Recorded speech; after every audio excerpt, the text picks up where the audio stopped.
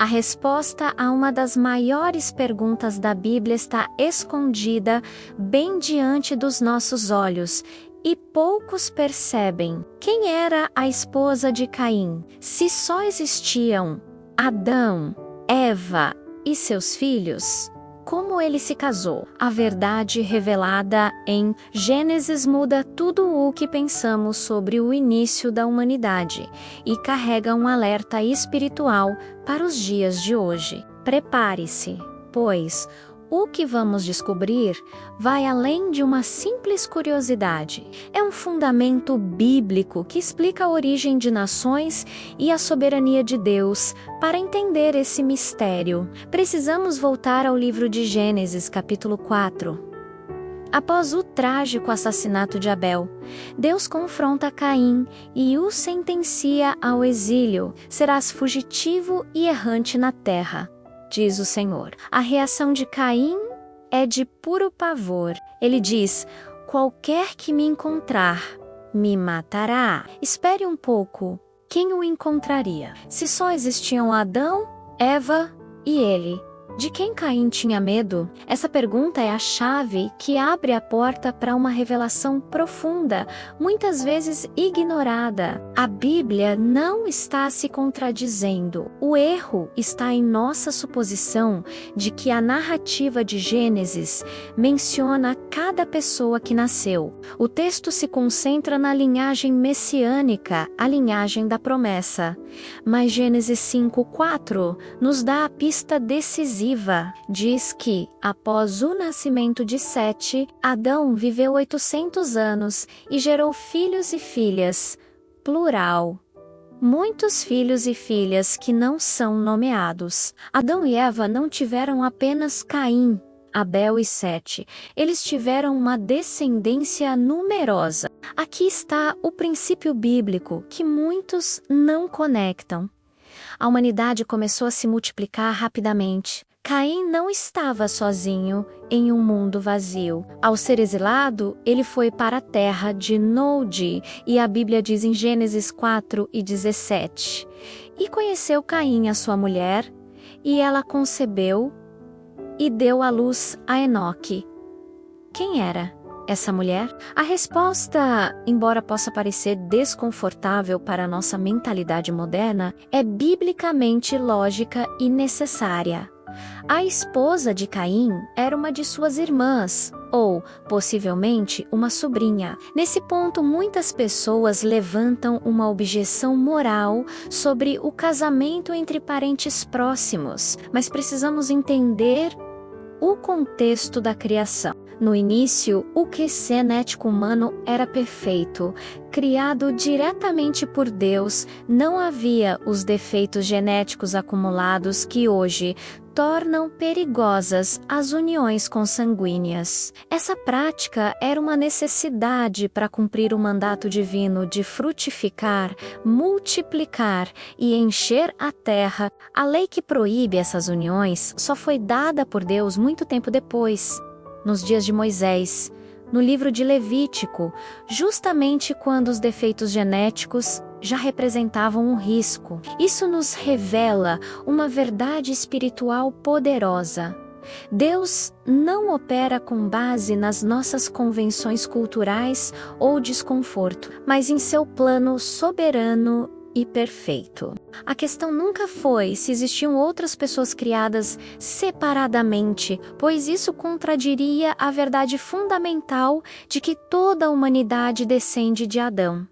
Romanos 5:12 e Atos 17:26 são claros.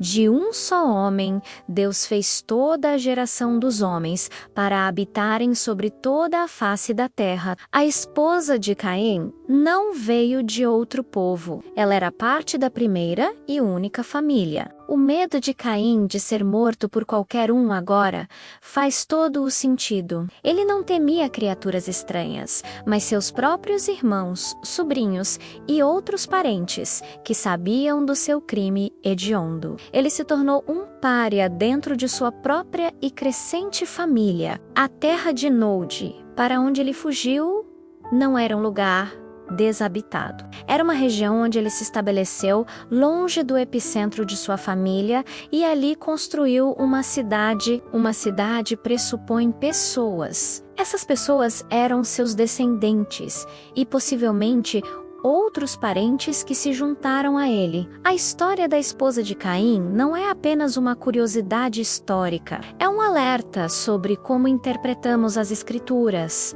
Muitas vezes, criamos problemas teológicos porque lemos a Bíblia com pressupostos modernos, em vez de deixar que a própria Escritura se explique.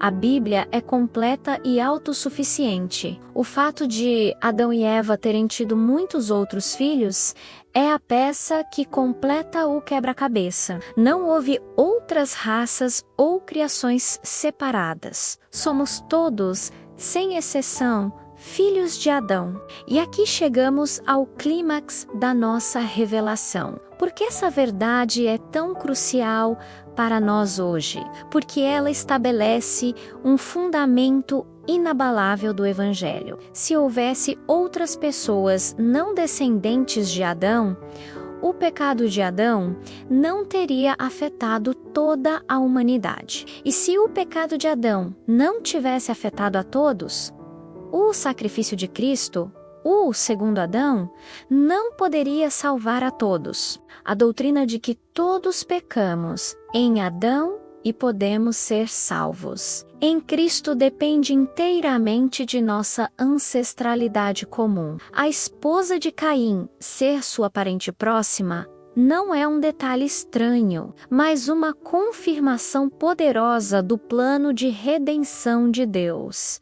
Essa verdade ignorada de Gênesis nos ensina a confiar na suficiência da palavra de Deus. Ela nos mostra que as aparentes contradições são, na verdade, convites para um estudo mais profundo e uma fé mais robusta. O que parecia um problema lógico revela-se uma peça essencial na grande tapeçaria da redenção divina. Mostrando que desde o início, Deus tinha um plano para resgatar a humanidade caída. A linhagem de Caim, marcada pela violência e pelo afastamento de Deus, contrasta com a linhagem de Sete, da qual viria o Salvador. A escolha sempre esteve diante da humanidade.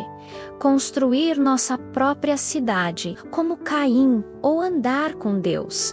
Portanto, a pergunta sobre a esposa de Caim nos leva a uma decisão espiritual. Vamos duvidar da Bíblia por causa do que não entendemos à primeira vista, ou vamos buscar as respostas que ela mesma nos oferece? A verdade é que a palavra de Deus é perfeita e não contém erros. O desafio é alinhar nosso entendimento à sua revelação. Que essa verdade fortaleça sua fé e sua confiança na palavra infalível de Deus. Pense nisso. Obrigado por assistir. Se este estudo abriu seus olhos, inscreva-se para mais revelações bíblicas como esta. A paz do Senhor.